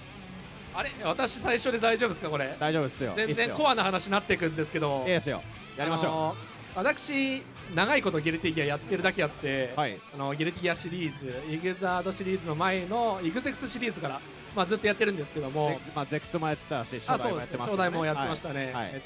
まあこのゲーム長いことあってバージョンアップとか新作とか、どんどんやられてきた中で、イグゼクスシリーズだと各バージョン新作で、キャラクターの性能大幅に変わったりとか、技の新技追加されたりとか、はいまあ、その目新しさっていうのが結構あったなっていうのがまず一つあるんですね。はいでその代わりその性能が変わる代わりにものすごいこうキャラバランス的なものはこう乱高差があって、はいでまあ強いキャラが次のところでは弱いキャラだとか、はいまあ、逆もまたしかりとか、まあ、結構あったと思うんですよ。はいで逆にそのイグザードになったら、はいその乱高差は減ってはいで上と下をこう縮めるような感じのはい調整が多くなったなっていうイメージなんですね。はいまあ、それって結局両方ともメリットとデメリットあると思うんですけども、はいこのストライブになるにあたってどういうふうにこう調整する予定なのかとか、まあ、統制に対してのこう思考であったりとか美学だったりとかもしあれば教えてほしいなと思ってます。なるほど、すごい難しい質問ですね。これこそ開発の中では、やっぱり両パターンあって目新しさを出す、現状が正直ゲームとしてマンネリ化している新鮮味がないから新鮮味を与えるためにゲームの中身をいじろうっていうパターンもありますし、ちょっとこのキャラクター強すぎた弱すぎたっていうものを平らにはしないとは思うんですけども、なるべく差をなくしていくっていうのがあって、これはでもどうでしょうね、石渡さんそれこそイグゼクスシャープリロードとか、ああいったところを出すときにそもそも調整版っていう思想だったんですかね、あの頃は。ですね、これはもう簡単に言ってしまうと、一応僕自身ギルティギア20年で携わってきた中で一貫しているのがバランス調整に関しては、マイルド調整よりもワイルド調整というのを、一応キーワードにしてきてるんですね。ワイルド調整、はい、要はマイルド調整というのはいわゆるバランスは非常に取れているんだけれども、はい、面白みみたいなところが若干薄かったり、なんか毒ですね、何かしらの毒がない状態みたいな感じなんですが、それぐらいだったらバランス多少崩れててもいいので毒を与えてやりたい。ただその毒が非常に美味しいというように感じてもらえるような調整っていうのを一応目指していきたいと。ただですね、これ実際じゃあどうなるかというと、はい、現場ではい、バランス調整の数字を実際に触ってる人間の影響っていうのは結構でかい、はい、だからそうですね、イグザードの時点でも、一応キーワードの方ではワイルド調整っていうの最初出てありましたね。はい、でもやはりそれっていうのはリリースされていった後にこうユーザーさんからの声を聞いてそのフィードバックを受けて、調整していくとどうしてもこう上下がなくなっていくみたいなところが結構出てるんですけれども、一応今回はできるだけ挑戦していこうという形でスタッフ一応みんなそういう方向を向いている。そうですね、はい、多少無理があってもいいから面白いを優先しようみたいな方向で現状は考えています。ありがとうございます。なかなかやっぱりね、e スポーツっていう単語と我々がどう向き合っていくのかっていう話にもなってくるところもあって、これはやっぱりいろいろと議論ありますね。基本的に思想の根っことしてはその平等なゲームよりはちょっとさっきから悪い言葉しか使ってないんですけど、ちょっと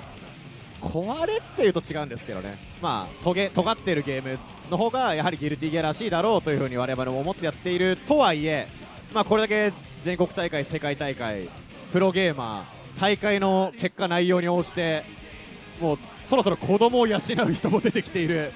この時代にですね、我々がこのゲームと競技とっていうところでどう向き合っていくのかっていうのは、これはもう常に議論を続けているところではありますね。この思想としては今石渡さんが言った通り、マイルドよりはワイルドっていうのは僕も同意はしています。はい、こっから先は結構本当にもうキャラとか情勢とかに合わせた細かい話になっちゃうんであれですけども、っていうような回答でいかがでしょうか。いやもう全然期待してた以上の回答をもらえたんで、これからのストライブが楽しみだなっていう感じもより増えたなと思います。ありがとうございます。ありがとうございます。じゃあ続いてじゃあロイさん、はい、マイク。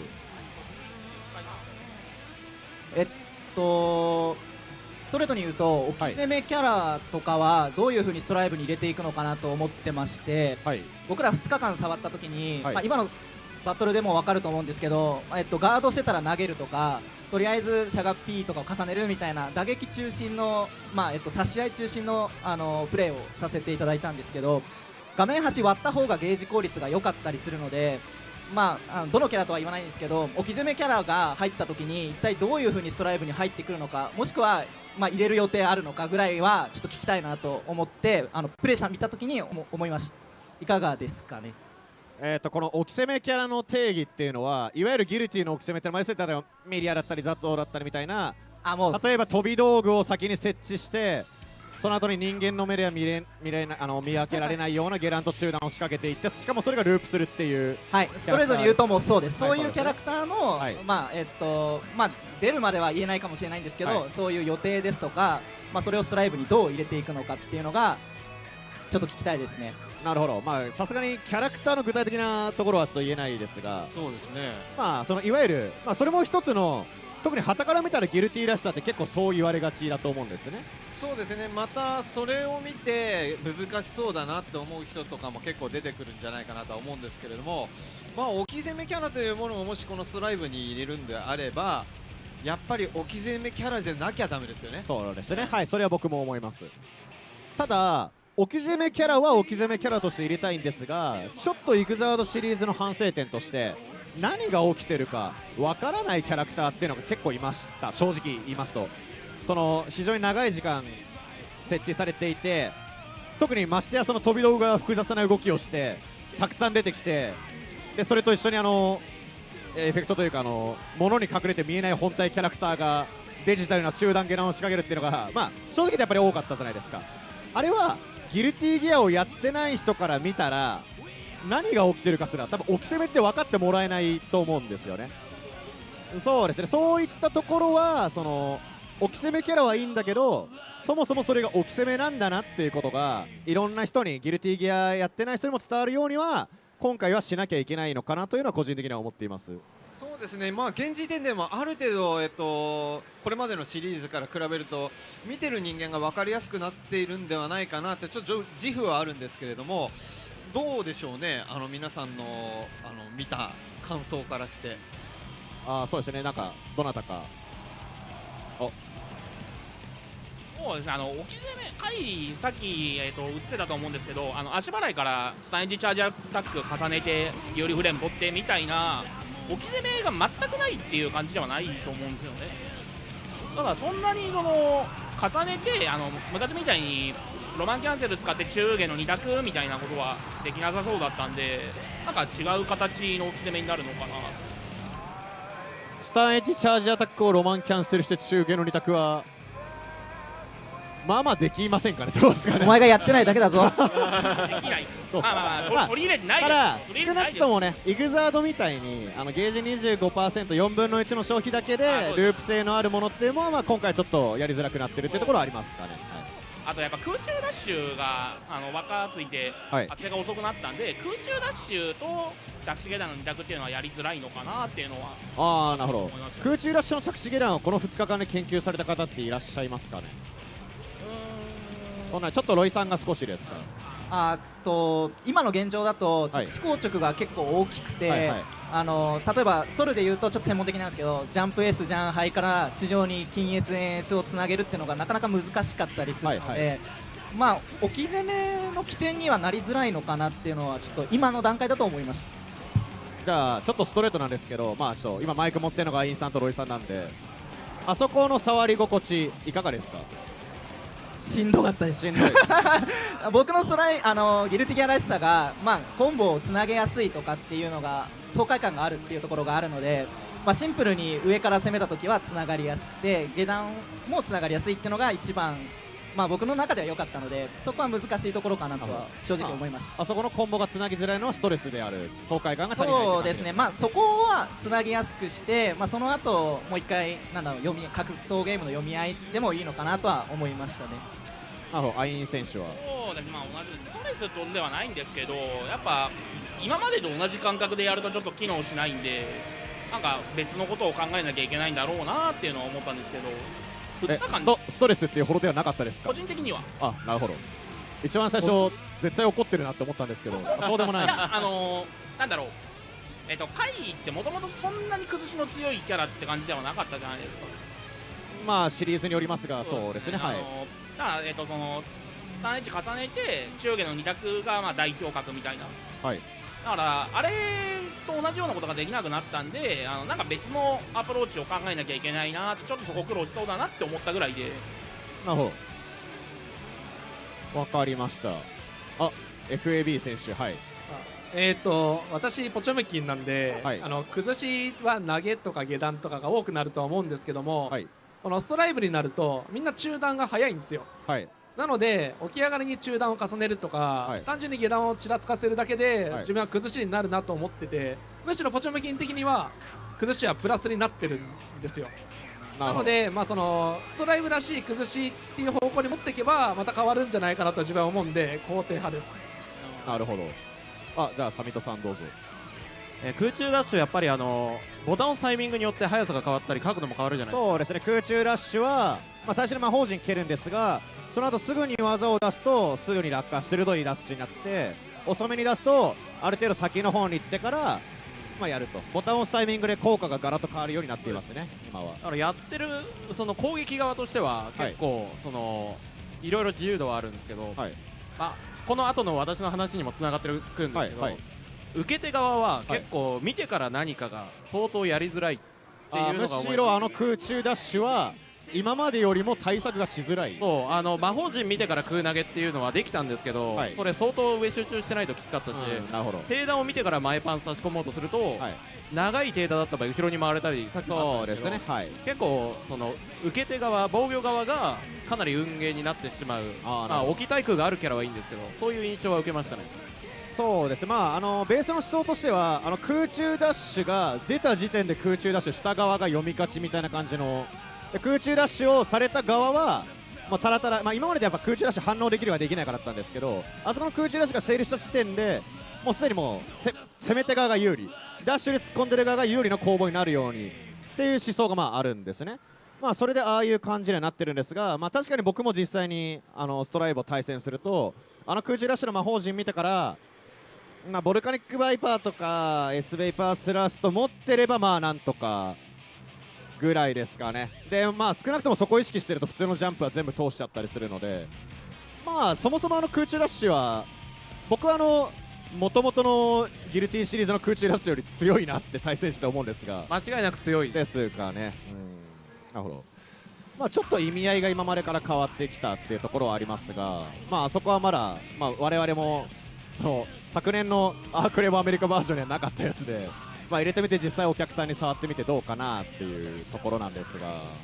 止まってる時間がだいぶ無防備なんで、そこを殴られるリスクは増えたのかなっていうのを思いましたけど。なるほど。ちょっと石渡さん、この我々が作るゲームだったり、その空中ダッシュがあるゲームのことを海外ではエアダッシュゲーと呼んだりするぐらい、格闘ゲームによって空中ダッシュのあるないっていうのはもう別のジャンルだっていう風に風潮があるんですが、石渡さんの中でこの空中ダッシュっていうシステムはどういう立ち位置をイメージされてるんですか？それは今回のストライブってことですか？そうです。今までも振り返りつつ、今後どうあるべきか、どうしたいかとか。そうですね、従来のギルティギアの空中ダッシュっていうのは単純にシンプルに自由度を求めて作ったもので、極力手触り的に直感的にしたかったんで、今までみたいな形だと入力すればすぐに反応するし、思った通りの絵が描けるというようなのが、従来型だったんですね。ただこれの一つの弱点としてはやっぱり見ている人間が何が起こっているのかさっぱりわからないっていうことと、始めた人間がですね、それをやられるとその強襲力にですね、どう対処すればよかったのかっていうところが分かんないっていうところがあって、少なくとも見ている時点で相手が何をしていたのかっていうのは分かるようにしたいというのが今回ですね。でもう一つはあと単純に飛ぶということに対するリスクみたいなものを、うまくいってるかいってないかっていうのは置いといて、ちょっと上げたいというところが今回の趣旨です。そういう意味でハイリスクハイリターン、今までよりはこの開発の意図としては良くも悪くもちょっと重みを持ったというか、そうですね、リスクも上げてるけど、空中ダッシュ出た後のリターンも上げてとかで、勝つ見た目が、ただそれ見た目だけだとどうしても単純に遅くなってしまった、実際は触ってみると非常に難しい内容だったとかそういうこともあるんですけれども、当然これも、単純に性能を落とすとか見やすくするだけではなくてですね、新しい遊びにつながっていったりすることを今考えています。はい、それも悪さですけども。いや悪さですね。ギルティギアシリーズ空中ダッシュ絶対何かしらの悪さがね、空中ダッシュの出始めに必殺出したらなんか意味わからん挙動になるとか結構そういうのあったんで、まあ何かしらやっぱりそういうのは必要なのかなと思ってます。もう少しスタンダード寄りな悪さが今後入る予定ですまあ悪いのはいいんですけどね、何してるか分かんないっていうところはやっぱりちょっと解決したいなっていうのはありましたが、さあこの話題って最初何でしたっけね。置き攻めキャラ、なんか巡りましたね。さっきサミットさんがこの後の自分の話につながるんですけどっていうフレーズを言ってたサミットさんでしたっけ。そうですよね。はい、ちょっとこの話一回止めて、そのサミットさんの話言っちゃって大丈夫ですか。はい、すいません。じゃあサミットさん、その次の話を。このストライブ触って一番最初に感じたことが、結構やっぱり昨今の格闘ゲームってボタン1個連打してれば通常技、必殺技、超飛まで出るっていうような、その簡単ライトユーザーにとりあえず触らせたいっていうようなゲームがかなり多いんですよ。その中でストライブ触ってみて思ったのは、めっちゃむずいんですよこのゲーム。まあそうですね、正直ガトリングの制限もかかってるし、状況判断も必要だし、そのかなり難しいゲームを仕上げてる中で、そのターゲットをその今のなんか世の中の流れとは違うのかなっていうのは感じたので、ターゲットをどこに置いて作成してるのかなっていうところをお聞きしたいですね。ターゲットはちょっとここで言うことはできないかなそうだね、構想に載せることができないワードが出てきてしまう。まあそうです、まあなんですが、まあそれってどちらかというと、まあ難しいとか簡単の定義の話になってくるかな。そうですね、僕もこの話するんであれば、そもそも簡単って何か難しいって何かっていう話題になるのかなと思ってますね。はい、では石渡さんの思う簡単なゲームって、いう話はよくしてるんですけど、どうしても話題的にですね、今言えなかった理由もそうなんですけど、他社様の製品名がどうしても出てくることがあってだから私表現が難しいんですけど、簡単さっていうのは多分ボタン1個で最後までコンボが出る、技が出せるとか、そういったその最初の入り的な部分、どのゲームも多分奥深いものは絶対奥深いので、触りの簡単さというか、そうですね、もうボタンを押してるとキャラが動くっていうところの触りの感じなのかな。そうですね。で、まあ、今まで弊社の格闘ゲームはギルティギアシリーズも含めて、例えばこうスタイリッシュコンボ的なものがあったりとか、まあいろいろやってきたんですけれども、まあ今回僕たちがそこでまあこれちょっと大前提なんですけども、今回もうとにかく何でも新しくしようと、今までやってきたことでこれでよしって思ってきたことは全部変えようっていうのを結構スローガンにしていて、無理やり壊していくぐらいのレベルでやってるっていうところも影響してるんですけれども、まあ、僕の考え方だと、そのコンボが簡単にできるイコール簡単なのかっていった時にちょっと疑問が出てきてしまって、でもこれ本当はちゃんとしたマニュアル操作があって、それをやんないとうまくならないんでしょという意識のハードルという意味では逆に高いんじゃないかなっていうふうにちょっと考えてたんですね、今回に関しては。なんでどちらかというと、確かに上手い人はセンスがあるんだけれども、覚えなくちゃいけない下地みたいなものに関しては自分たちは同じラインにいるって、そういうふうに考えられるようなシンプルなシステムの方がいいなと。シンプルって言葉を使うとまたね違う議論になってくるんだけど、まあそうですね、シンプルの定義は難しいですね。一応僕としてはそういうふうに考えてます今のところは。そうですね、まあやっぱりこの、まあ僕も正直言って、まあ同じボタンを連打するとオートでコンボがつながるのを基本システムとしてギルティギアに入れるべきかって言われて、やっぱり僕もちょっと悩むところはあって、まあそれでもやっぱり今までのギルティギアシリーズ、やっぱり初心者さんが少なくとも一通りの連続技できるようになるまでは、まああんまり楽しくないすごい時間を費やさなければ対戦楽しむこともできないっていうのがまあずっとあったじゃないですか。やっぱりそこは何か変えなくてはさすがにいけないなと。ただそこの変え方のアプローチは、弊社の他タイトルとは違った方向で模索したいっていうところはちょっとあります。はい、そういう意味ではターゲットは普段弊社がアークシステムワークスが作ってるゲームとはちょっと違ったターゲットと違った思想っていうのでいくっていう表現だったら、そうですね、他社さんから怒られないですかね。大丈夫ですか。ちょっと違うところに行くっていうと語弊があるかなと思うんですけれども、やっぱり違う分野というところを我々頑張って開拓していこうというようなところですね。でもちろん今まで触っていただいた方が、縮小気味になってた今まで積み重なってきたシリーズに対してこれをやってみたいと思わせるような面白さとか新しい要素みたいなものを頑張って突っ込んでいきたいかなとは思ってます。なるほど。あとすいません、最後にちょっと自分でやれなんですけど、ボタン連打コンボで1個だけちょっと、これはなんとかしたいなって思ってるのが、パッと見で簡単そうには別に見えないっていう連打コンボっていわゆる実は簡単系なんですよね。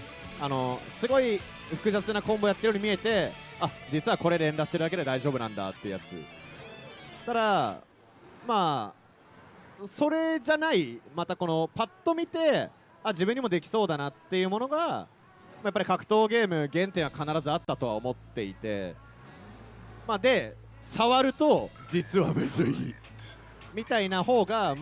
新しいギルティギアとしては個人的にはいいのかなと思いつつ、でもこれはやっぱり僕らみたいな20年間ギルティギアやってる人間の意見だけでは絶対着地できないので、社内外合わせて格闘ゲームをやらない方、ギルティギアをやってなかった方からさまざまな意見をいただきつつ、最後まで戦っていくことになるのかなと思ってはいます。はい、ありがとうございます。じゃあ俺この短い距離で2つマイクマンのなんかもったいないんで1個、はい、じゃあすいません、実は人によってマイクの音量変えてたりして、なんで小声で喋ります。はい、じゃあちょっと話題1回変えさせていただいて、他の質問どうぞ。アインさん。今回は思想とかとはちょっと違うんですけど、ビジュアル面についてUI キャラクターの選択画面とかなんですけど、今までのギルティゼックスシリーズからイグザードシリーズまで全部ロックな感じだったと思うんですよね。で今回のそのインターフェースが割とポップな感じに変わったなっていうのはパッと見て思ったんですけど、その辺は意図的にやってるんですよ。ですね、ポップに見えてしまっているのは単純に失敗です。でただ単純に作りかけです。ロックな部分っていうのが、完全になくなるような形にはもちろんしたくないですし、ただなんか今までのような重苦しい空気よりはどちらかというと入りやすい見た目みたいなのを意識していきたいというのは当初の時点からありました。もうちょっとね、でも大人っぽくしようねみたいな話は今開発の中でしてます。そうですね、作り途中なのは間違いないです。ただ思想としてそのインターフェース周りも今までのギルティギアシリーズをそのまま出すとはまた違った感じのデザインを、うちのデザイナー含めてもろもろ制作中という感じですかね。なのでちょっと辺のインターフェース周りに関してはちょっと今後のどこかのタイミングでまた変わったものをお見せする機会があると思いますので、そちらまでお待ちいただきたいなと思いつつ、でも今回の私有版出したり動画出したりした時のクレームの8割ぐらいがUI だったんでそうですね、結構目についてて、そうですね、バトル面でも、ゲージが結構一新されたじゃないですか。リスクゲージだったりテンションゲージだったり、あとバーストの位置とかサイズとか、個人的に正直すごい認識しづらくて、慣れもあるんじゃないかなとは思ってるんですけど、リスクゲージがどの辺まで溜まってるんだろうかとか、相手バースト持ってるんだろうかっていうのがちょっと分かりづらくて、でそこもデザインの関係上はなってるのか、意図的に見づらくしてるのかっていうのはちょっと興味あるなと思っ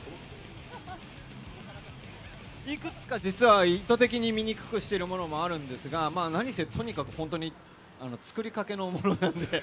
あれですね。ただリスクゲージに関しては実は意図的に見づらくしてて、最終的にどういう形で着地しようかっていうのは考えてはいるんですが、やはり格闘ゲームいろいろ世の中あるんですけども、ゲージがたくさんあると単純にこれから格闘ゲームやろうかなって思ってる人たちは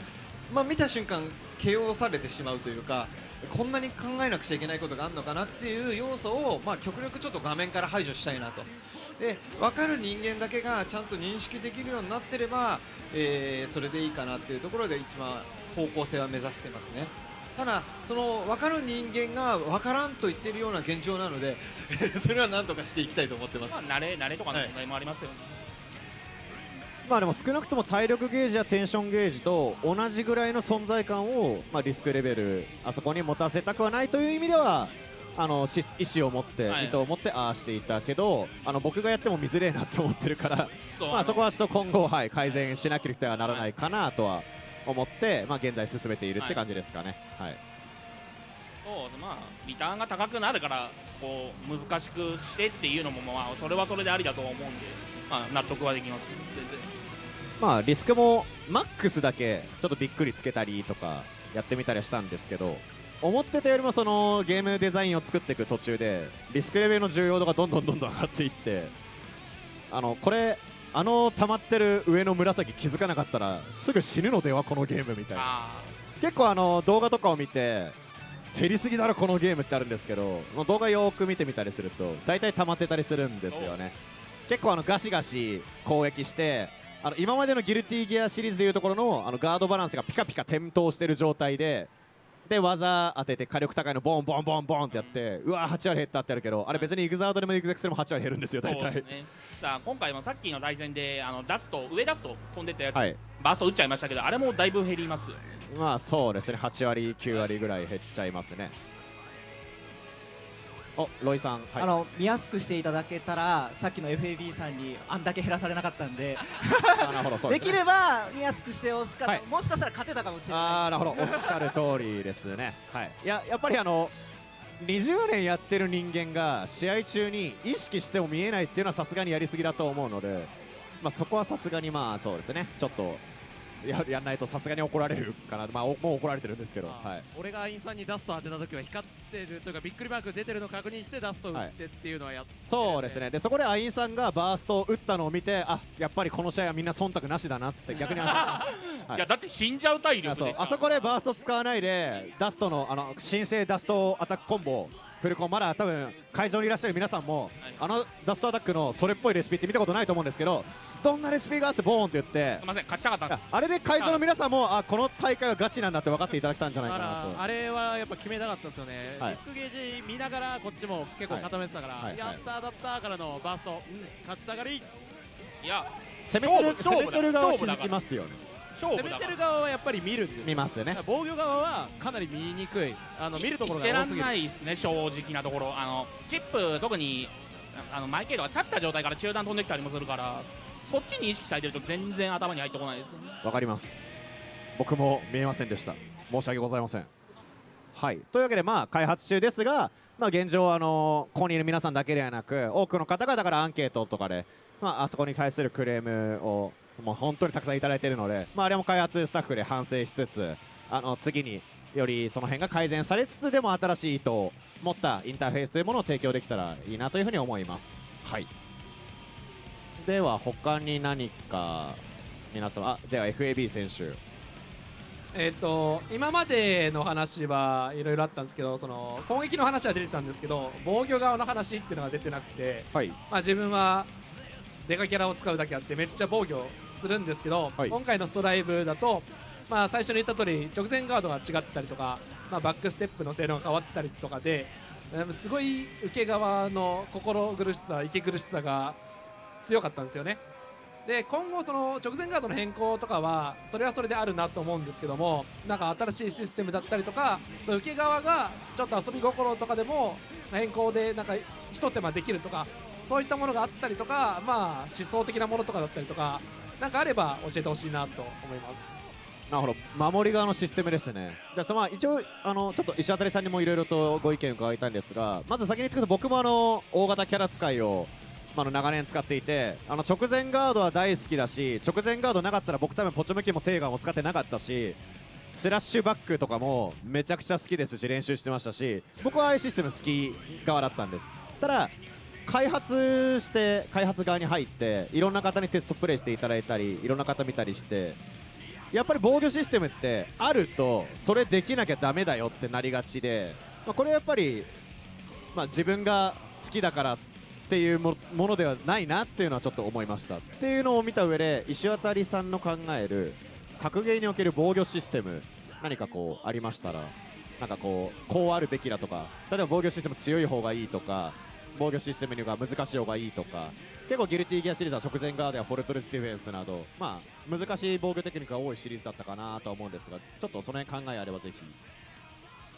そうですね、防御システムが要は強いってどういう意味で強いのかっていうことにもよるんだけども、僕は強いか弱いかより楽しいかどうかで考えたいなと思ってます。でぶっちゃけ今の直前ガードこれ理由があって今の形になってるんですけど、実は僕あんま楽しくないんですよ。これなんとかしてメスを入れたいなという課題の一つにはなってます。いやでもこれはまあ本当にまあこういう話よくしてはいるんですけども、そうですね、強い弱いではなく楽しい楽しくない、僕もそう思います。直前ガードで、例えばガード硬直軽減、これもないとダメだよ、直ガーできないとギルティダメだよみたいなことがずっと長くあったんで、一回ガード硬直軽減という効果を消してみましたと。で自分でやってみましたと。その時に僕が思ったのは、弱いとかではなく防御中暇だなっていう感じがあってどうですか FAB さん、実際触ってみて直前ガードの魔人として。直前ガード自体は従来のゴールに使えるんで、ゲージが溜まったりとかはあります。はい、直前ガードできるなっていう感覚はあるんですけど、直前ガードしても前のバージョンと違ってここは割り込めないなとか、直前ガードしたけども相手はプレッシャーになってないなみたいな、そういった感覚はありましたね。なるほど。じゃあポッチョ向きに使える FAB 選手はそりゃ僕と一緒に直前ガードあった方が楽しいと思うんですけど、じゃあ被害受けがちなこの3人の方にも直前ガードとか守りのシステムについてご意見、スラッシュバックとかでも昔のでもいいし、イグザードのブリッジシールでもいいんですが、じゃあサミットさんからちょっと。まず私の個人的な意見では、どうぞ正直にお願いします。スラバは好きです。スラバは技術介入度が高いから、ギルティギアエグゼクスアクセントコアに存在した受付が非常にシビアなんだけども、連続ガード中でもボーンって割り込むことができるシステムです、ね。あれはやられてもうめえやり込んでるなっていう感じはしますから、それはすごい好きで、ブリッツは正直好きではない、あれは結構やっぱりでもあれがある影響で敷居は下がったのかなって思います。でもあれですよね、難しかったら許せるけど簡単だったら許せないとか、結構極端なこと言っちゃう、そういうのありますよね。そうありますね。それはやっぱりスラバは結構特にチップ使ってるとリバセじゃんけんで上か下みたいなことをされたりすると結構面倒なんで、ブリッツですね、だからちょっときつい時はありましたね。で曲側は俺たちのやり込み要素ではありましたね。ただガトリングルートを相手を把握してないとやりにくいっていうのもありますし、ポチョムキン相手だとあれされるだけでなんか怖いから今楽ですね。なるほどね、ありがとうございます。なんか頑張って直がしてるわみたいな、そんな感じで全然気持ちよく攻めれるわみたいな。じゃあアイン選手、でも自分も個人的に無敵技持ちなんで、回が直前ガードして連携をベイパーソルスで割ったりっていうのは、よく使ってたんで、システム自体は個人的には僕もだいぶ好きだったんですけど、ただやっぱ直が前提、直がしないと割れませんよみたいな連携があったりもしたから、プラマイトントンぐらいなのかなって、直がしなくても良くなったから他を見れるところは増えたりもしてて、だから防御面でやることは減ったっていうよりは変わったって印象は受けたなと。なるほど、ありがとうございます。じゃあロイさん。僕は防御側のシステムで直画とかはどちらかというとシンプルな方がやっぱり受け入れやすいと思ってまして、投げキャラの直画の重要性みたいなのあると思うんですけど、僕は基本的にはなくていいかなっていう派です。ただ、さっきサミットも言ってたけど、難しいところ簡単にすぐにリターンにつながるような行動じゃなくて、知らなくてもなんですかね、直前ガード前提で抜け出せない連携じゃなくて、プラスアルファこれできたらさらにでも難しいけど、それできたらリターンにつながるよみたいなのは、スラッシュバックですよね。そういうのはあってもいいのかなとは思います。なるほど。簡単だとっていうのはやっぱありますね。なるほど。いやでも難しいですね。難易度が高いっていうのもいろいろありまして、タイミングが難しいものだったり、相手の連携を知識として覚えていけなきゃいけないものだったり、ただ少なくとも前作までは受付フレームが2フレームの防御システムは少なくともオンライン対戦では意味を持たなくなってしまう、それこそ運になってしまうっていうところもあって、ブリッツシールドというタイミングがモードであったりオンラインオフライン関わらず意識として読みとして押せるようにっていうところでああなったっていうところはあるんですが、この辺は難しいところですね。今この4名に聞いただけでも意見が割れてるというところで、ただやっぱ防御側で面白みが欲しいっていう石渡さんの意見は僕も同意するところではあって、あとは防御側が面白いということは時として攻め手側がつまらなくなるっていうところもあるので、塩梅ですかね。ただやっぱ今後もここはちょっといろいろと課題として研究しなくてはいけませんかね。っていうところどうですか、石渡さん、なんかあと他に防御システムとかで言いたいこととかあれば。いや特にないですね、まあ、ただ直前ガードってあれ直前ガードができて、それが成功した時の恩恵っていうのがあるとどちらかっていうと攻撃側の設定が難しくなってくるんですよね、あれ。でそれによってどんどんゲーム内容自体がマニアックになっていくっていうところがあって、でそれが僕らはいいと思っていたし、だからこそ面白いんだって、言えてたんですけれども、やっぱり今回はそういうところも全部視点変えて作っていこうっていうのがまあ土台にあるので、まあちょっと今のところあんな感じですけれども、必ず最後はね、守り側も攻め側も面白くなれるような何か着地はずっと探し続けますはい、はい、ありがとうございます。そうですね、直前ガードがあると時としてガードさせ有利な突進技が世にいろいろあって、俺たちだって本当はガードさせ有利な突進技なんて出したくないんだって言いつつ、でもこれにしないとポチョムキンバスターが確定しちゃうみたいなのはまあありました。はい、まあそういったところからね、今回新しい視点で対策していきたいなと思います。さああと何分ぐらいですかね、これね。次でラストっすかね。次でラスト。はい。じゃあ次でラスト。じゃあちょっと誰が聞くかの作戦会議しつつ、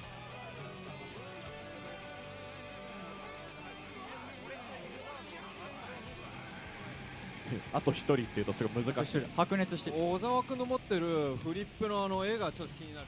しょうがないな。じゃあ選手の皆さんが考えてる間に、はい、これ小沢君がいい配信見てる人に今何話してるか用のやつ。いやわかりますけど、はい、これ右下決まりました。じゃあ決まりました。はい、メイちゃんの話を置いとこう。はい、どうぞ。いや最後にどの話、みんなのね最後にねどの話しようかなと思って、やっぱりみんな気になってるとは思いますし、言えるか言えないかわかんないんですけど、ギルティはイグゼクスシリーズでずっと出て、イグザードシリーズでずっと出て、で今回新しい挑戦ってことでこれ出すじゃないですか。そしたらストライブでこれからやっていきたいっていう考えがアークにまた同じシリーズものとしてどんどん出していきたいっていう考えなのか、それとも新しい挑戦としてとりあえず出すのかっていうところがやっぱ気になるのかなとは。そうですね、まあ、今は正直あんまり広い展開のことは考えてなくて、今これがどうやったら成功するかっていうことだけに全力注力しているような状態なので、あまり先のことは正直考えてないですね。ただなんか格闘ゲームってどうしてもシリーズが進んで新しくなっていくと、例えば見た目が新しくなったりより面白いシステムが乗ってきたことによって古いものって過去のものになってしまうっていう感覚があるじゃないですか。ただなんか結構僕の中では先ほどちょっと控室の方で話しましたけど、サードストリートファイターサードとかもう辺なんかもう歴史に残る名作だって個人的には思ってたりするんですよね。でそういうものが過去の作品ってだけで終わっちゃっていいのかなっていう感覚は若干あるんですよ。だからそれはあくまでやはりプレイヤーさんたちがどれぐらいそのニーズを持って古い作品をやってくれるかにもよるんですけれども、過ぎ去ってしまったものって捉えるよりはやはり過去築いてきた歴史のスタイルということで、例えば今はストライブですけれども、もしかしたら古いギルティの方にニーズがすごい高まってくるようなことがあれば、それはそれでまた振り返る必要があるんじゃないかなとか、そういうふうには考えてます。はい、まあそうですね、まあもちろん正直言っちゃえば、やっぱ今の段階ではなかなか言えないこととかもあったりはするんですけども、ただ僕としてはこのゲームに注目してこのゲームをプレイして必ずまあそのやり込んだ側が報われる、その出てちょっとやってすぐ終わりっていうものにはしたくないしさせないという意思は、まあ、うちの会社一度持ってはいるので、まあ、そういう意味で信じてほしいというところはありますね。はい、結構ふわっとした感じになっちゃいましたけど。いや大丈夫です。なるほど。じゃあ実は本当はこの討論会15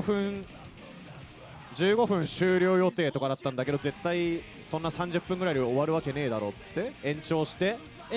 そろそろ終了の時間がなるほど近づいております。今40分です。あ、なるほど、はい、じゃあどんなに長引いても13時までに終わらせてくれみたいなこと言われてましたかね。はい、じゃあ最後にちょっと質問というわけではないんですが、今日一日、エキシビジョンもありますし、このちょっとトークも、終わってみれば短かったですけどもありますし、もろもろ総括して本日の感想をちょっとじゃあ僕の方の FAB さんから順に。はいですね、まず今日はこういうイベントで新しくストライブを触れて、プレイヤーからしたらめっちゃ嬉しいことなんでありがとうございましたっていう。で、実際にストライブを触ってこういったお話を聞いて、これからストライブは、また面白くなるなっていう期待が出てきたっていうのはもちろんですけど、その見てる側もなんか楽しそうだなっていう雰囲気が伝わったんじゃないかなと思います。でこれから我々はまだ全然ギルティやっていきますし、ストライブ出たらストライブするだろうと思いますけども、これを見て興味持った人とかも一緒にやりたいなと思いますんで、これからもギルティギアお願いします。ありがとうございました。はい、ありがとうございます。では続いてロイ選手お願いします。今日の感想ですよね。悔しい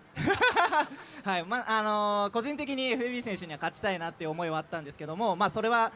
製品版が出てからリベンジ果たしたいなと思ってます。で僕の感想というか今回のソルの感想にはなってしまうんですが、2日間では到底こう深みを知ることができないぐらいめちゃくちゃ今回深いソルになってます。そこを結構みんなに質問されたんですけど、どういうのが難しいんですかっていうのは、まずソル基本性能から、技が変わっているので、そこの攻略から始まることになります。みんなが振りやすい技を振る中でどうやって近づいていくのか、ただ近づいたら悪さができるシステムになっているので、そこを、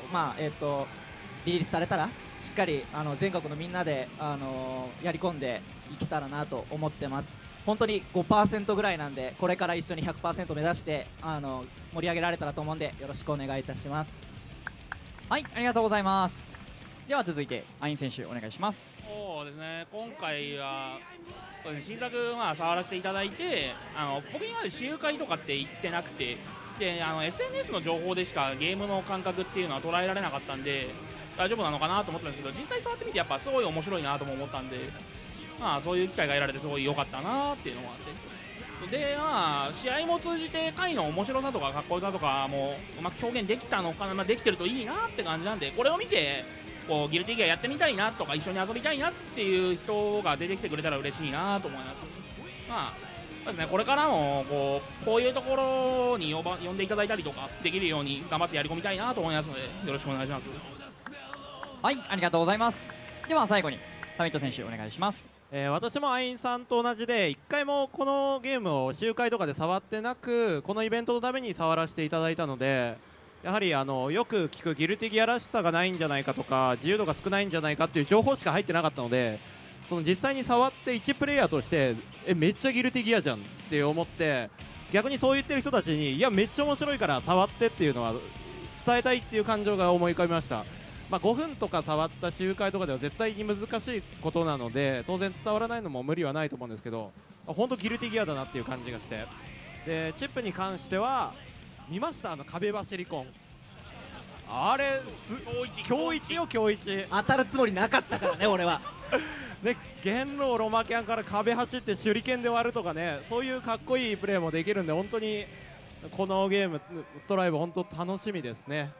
最後ジャンディでよかったのに手裏剣当てやがって本当にあれね、前ハイとか何でもよかったんですよ。見栄えって大事、見栄えってわざわざ手裏剣で割ってみました。はい、というわけでありがとうございます。はい、では続いて開発のお二人からも本日の感想、まずは片野さんから。はい、そうですね、まず本日実際にプレイしていただいた選手の皆様、もう朝早くからめちゃくちゃ長い列並んでいただいた会場の皆様、そして配信をご覧の皆様、本当に本当ありがとうございます。まずはですね、こちらにいる4名の選手は、先週ですね、エボジャパンの試合のタイミングに合わせて、事前に2日間ほど触っていただいて、これなんか一部の人だけ先に触ってずるいじゃんって当然思われる危険性があるんですけども、我々としてはこの今作のプロモーションを行うにあたって、やっぱり格闘ゲームって上手い人が触ると一番かっこいいゲームだと僕は今でも思っているので、そういったことでちょっとお声掛けさせていただいて協力させていただきました。でその上で、もう皆様が平等に触れるような機会、本日はこの4名の方が事前に練習しましたが、もうそんなこと待たなくても例えばオンラインベータテストとか、そういったものを春に一応予定しておりますので、そういった皆さんがどんどんストライブを触る機会というものをメーカー側から提供して、皆さんで一緒にこのゲームを楽しみつつ、一緒に皆さんで作り上げていくような感じ目指したらいいなというふうに思っています。あとどうせ練習すっごいしてもらいましたけど、製品版出たら多分この経験何もの役にも立たないとかになってるだろうな、じゃあいっかなみたいなところもあったんでね、はい、選手の皆さんも製品版出たらフレッシュな気持ちで体験していただければいいなというふうに思います。じゃあ、ストライブのね今後の抱負とか全部石渡さんに任せますので、はい、この辺で切り上げさせていただきます。本日ありがとうございました。おおむねもう言うこと残ってないっていうね状態にこの順番がどうかなと思うのね。であとFAB 選手は20年ギルティ触っていただいているということで、これは普通のスポーツ選手として考えると非常に携わっている現役の時間というのも長いなと思って、これがなんか e スポーツならではの一つの文化なのかなって気もするんですけれども、そういったところで今巷では e スポーツみたいなことがいろいろ話題になってますが、僕個人の一つの捉え方としては、これが人の輪を広げたりつなげたりというところに持っていけたらいいなと思って、この作品作っていくつもりですので、面白いだけじゃなくですね、一つのコミュニティを形成するための、作品としても興味を持っていただけると嬉しいなと思っております。本日はどうもありがとうございました。皆さん、はい、ありがとうございます。片野さん。はい、アーケード版ギルティギアストライブがはい稼働するのは家庭用とほぼ同時期目標です。はい、はい、なので皆さんぜひお楽しみにしていただければなと幸いです。はい、アーケードゲーマーのね皆さん集まっていると思いますので、ぜひぜひアーケードこの APM3 で遊んでいただければなと思いますのでよろしくお願いいたします。というわけで本日の、スペシャルステージ以上となります。じゃあせっかくなんで皆さんお立ちいただいて、はい、というわけで、この後なんですけれども13時から受付開始なんですが、14時からのですねこちらの先ほど激戦を繰り広げていただきましたこちらの4名の方との組手イベントを予定しております。でそちらの抽選券をこの後13時からこちらのステージ前でお配りいたしますので、そちらもぜひぜひご参加いただければなと思います。スペシャルステージ以上となります。配信の方ご視聴の方はありがとうございました。イベントにご来場いただいている方々ですね、この後の組手イベントも楽しんでいただければ幸いです。それでは、ギルティギアストライブジャイポン2020スペシャルステージでした。皆さん本日は誠にありがとうございました。